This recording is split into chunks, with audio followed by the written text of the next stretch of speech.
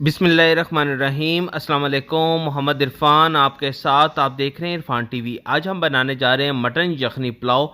ये बहुत ही मज़ेदार और बहुत ही जायकेदार बनता है और बहुत ही ग़िज़ाई से भरपूर रेसिपी है।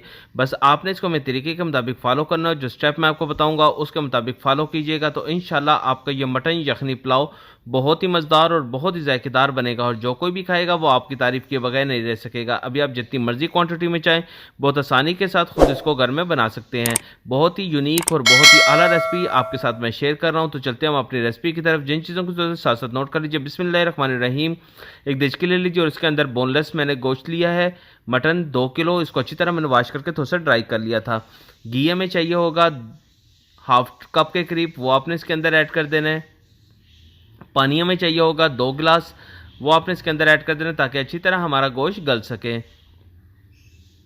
बड़ी इलायची हमें चाहिए होगी 3 पीसीस, वो आपने इसके अंदर ऐड कर देनी है। इससे इसकी जो स्मेल है वो ख़त्म हो जाएगी। बस अच्छी तरह आपने इसको एक दफ़ा मिक्स कर देना है ताकि तमाम इंग्रेडिएंट्स यकजान हो जाएं। फिर इसको आपने कवर लगाकर 10 मिनट के लिए मीडियम टू लो फ्लेम के ऊपर रखकर आपने इसको कुक कर लेना है। आफ्टर 10 मिनट के बाद आपने इसके कवर को ओपन कर लेना है और एक दफ़ा आपने इसको अच्छी तरह मिक्स कर लेना है। नमक हमें चाहिए होगा 1 टेबल स्पून, ये अपने टेस्ट के मुताबिक आप इसको कम ज़्यादा कर सकते हैं। लहसुन अदरक का पेस्ट हमें चाहिए होगा 2 टेबल स्पून। इसकी रेसिपी आपको इरफान टीवी के ऊपर मिल जाएगी और डिस्क्रिप्शन में इसका लिंक भी मैं आपको सेंड कर दूंगा। बस 2 से 3 मिनट अच्छी तरह आपने इसको भून लेना है ताकि लहसुन अदरक का कच्चापन दूर हो जाए और जायका खुशबू इसके अंदर ऐड हो सके। टमाटर हमें चाहिए होंगे 1 किलो और इसको इसके छिलके मैंने उतार लिए थे और इसको बड़े बड़े टुकड़ों में मैंने काट लिया है, वो आपने भी इसके बीच में ऐड कर देने हैं और इसको आपने इसके ऊपर ऊपर इसको सेट कर देना है ताकि ये दम के अंदर ये हमारे टमाटर पक जाए और इसका बहुत ही ज़बरदस्त फ्लेवर इसके अंदर ऐड हो जाएगा। फिर इसको कवर लगाकर आपने 10 मिनट के लिए आपने इसको मीडियम टू लो फ्लेम के ऊपर इसको कुक कर लेना है ताकि टमाटर अच्छी तरह हमारे गल जाएं। आफ्टर 10 मिनट के बाद आपने इसके कवर को ओपन कर लेना है और अच्छी तरह पहले आपने इसको एक दफ़ा मिक्स कर लेना है और उसके बाद आपने टमाटर को थोड़ा सा मैश कर लेना है। अगर टमाटर आपके गल जाएंगे तो ये अच्छी तरह इसके अंदर घुल मिल जाएंगे और अगर इसमें थोड़ी सी कसर होगी तो आप इसको 4 से 5 मिनट के लिए और इसको रख सकते हैं। तो बस आपने इसको कवर लगाकर तकरीबन 4 से 6 मिनट के लिए आपने इसको दोबारा कुक होने के लिए रख देना है। आफ्टर 6 मिनट के बाद आपने इसके कवर को ओपन कर लेना है और अभी जो इसका जो पानी है वो आपने बिल्कुल ड्राई कर लेना है। आपने अच्छी तरह अभी गोश्त को भून लेना है ताकि हमारा गोश्त जो अच्छी तरह भुना जा सके। काली मिर्च हमें चाहिए होगी हाफ टेबल स्पून, वो आपने इसके ऊपर ऐड कर देनी है। हरी मिर्च ली है बड़ी वाली मैंने, वो इसके अंदर 5 अदद, वो आपने इसके अंदर ऐड कर देनी है। बस अच्छी तरह आपने अभी इसको भून लेना है। बस यहाँ तक इसको भूनना है कि ये अपना ऑयल छोड़ना शुरू हो जाए। ये देख ले इसका पानी भी तकरीबन खुश्क हो गया और इसने ऑयल भी छोड़ना शुरू कर दिया है। फिर इसके अंदर आपने पानी ऐड करना है, तकरीबन 3 लीटर के करीब इसके अंदर पानी ऐड कर दे ताकि अच्छी तरह हमारा गोश्त भी गल जाए और साथ ही हमारी यखनी भी तैयार हो जाए।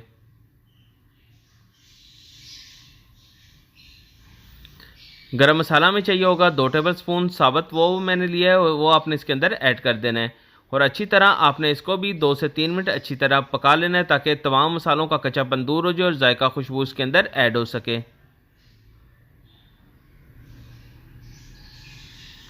बस इसको भी कवर लगाकर आपने तकरीबन फुल बॉयल होने के लिए इसको रख देना है ताकि अच्छी तरह इसके अंदर 2 से 3 जोश आ जाए और जब ये बॉयल होना शुरू हो जाए तो बस आपने इसके कवर को ओपन कर लेना है और अच्छी तरह आपने इसको एक दफ़ा मिक्स कर लेना है। जैसे जैसे आप इसको कुक करेंगे साथ साथ इसके अंदर जोश भी आना शुरू हो जाएगा। बस अच्छी तरह आपने इसको 2 से 3 बॉयल आपने इसको दे देने हैं। ये देख लें अच्छी तरह इसके अंदर बॉयल आ चुके हैं तो हमारा ये मटन भी अच्छी तरह गल चुका है और साथ हमारी यखनी भी तैयार हो चुकी है। बस अभी आपने इसके मटन को अलहदा कर लेना है और यखनी आपने सेपरेट कर लेनी है। हमारा गोश्त भी अच्छी तरह गल चुका है, बस आपने अभी गोश्त को एक सेपरेट कर लेना है और यखनी को अपने अलहदा कर देना है।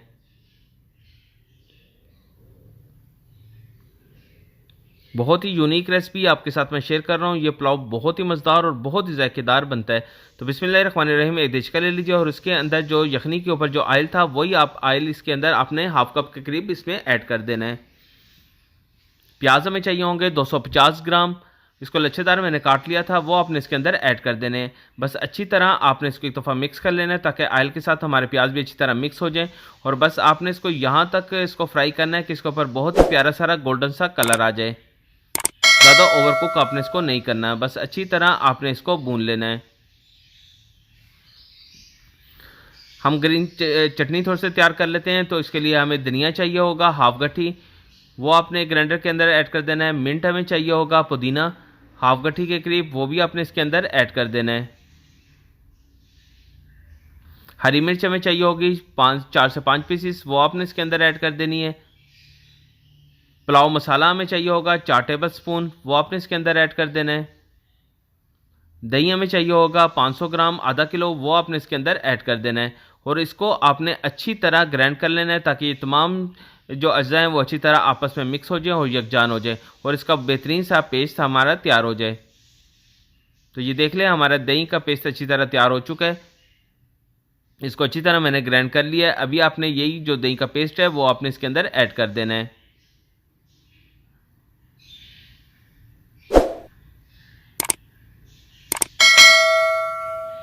बस अच्छी तरह आपने इसको अभी फ्राई करना है। आपने इसको यहाँ तक फ्राई करना है कि ये अपना ऑयल छोड़ना शुरू हो जाए। बस इसको मीडियम फ्लेम के ऊपर रखकर आप अच्छी तरह इसकी बुनाई कर दें। जैसे जैसे ये भूनता जाएगा ये अपना ऑयल छोड़ना शुरू कर देगा। जब इसके अंदर ऑयल आने शुरू हो जाए तो फिर हमने जो गोश्त हमने अलहदा कर लिया था मटन, वो आपने इसके अंदर ऐड कर देना है। और अच्छी तरह आपने इसको मिक्स करने के बाद आपने इसको थोड़ा सा फ्राई कर लेना है। बस अच्छी तरह आपने अब इसकी बुनाई करनी है ताकि इसके अंदर भी अच्छा सा जायका और खुशबू इसके अंदर ऐड हो जाए। हरी मिर्च हमें चाहिए होगी 5 पीसीस, वो आपने इसके अंदर ऐड कर देनी है। बस अभी आपने इसको यहाँ तक भूनना है कि इसकी अपना ऑयल छोड़ना शुरू कर दे। जब इसके ऊपर अपना ऑयल आना शुरू हो जाए तो फिर जो यखनी जो हमने तैयार कर ली थी वो यखनी आपने इसके अंदर ऐड कर देनी है। 4 गिलास यखनी मैं इसके अंदर ऐड करूँगा। हमारे चावल तकरीबन 1 किलो के करीब हैं। जितने चावल है उसी हिसाब से आपने इसके अंदर यखनी ऐड करनी है। और अच्छी तरह आपने अभी इसको एक दफ़ा मिक्स कर लेना है ताकि तमाम इंग्रेडिएंट्स अच्छी तरह यकजान हो जाए। बस इसको अभी कवर लगाकर आपने फुल बॉयल होने के लिए इसको रख देना है ताकि अच्छी तरह इसके अंदर जोश आ जाए। जब इसके अंदर अच्छी तरह जोश आ जाए तो आपने इसके कवर को ओपन कर लेना है और इसके अंदर आपने चावल जो 1 घंटा पहले भिगो के हमने रख दिए थे वो आपने इसके अंदर ऐड कर देने हैं और अच्छी तरह आपने इसको मिक्स कर लेना है।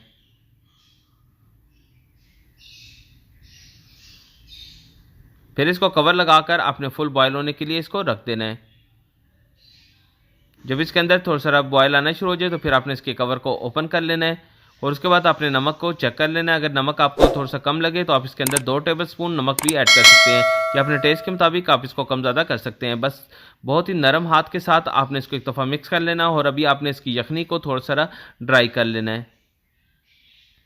बस बिल्कुल नरम हाथ के साथ आप थोड़ा इसको मिक्स करेंगे तो हमारी यखनी भी ये चावल सारी चूस लेंगे।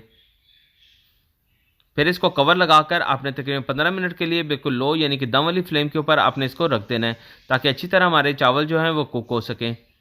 आफ्टर 15 मिनट के बाद आपने इसके कवर को ओपन कर लेना है और बहुत ही नरम हाथ के साथ आपने इसको अच्छी तरह मिक्स कर लेना है। तो हमारे ये मटन यखनी पुलाव बिल्कुल रेडी हो चुका है। अभी आप इसको डिश आउट कर सकते हैं। तो ये देख ले, बहुत ही ज़बरदस्त इसका कलर आया है, खुशबू और जायका भी इंशाल्लाह बहुत ही कमाल का होगा। तो बस अच्छी तरह आपने इसको एक दफ़ा नरम हाथ के साथ आपने इसको मिक्स कर लेना है।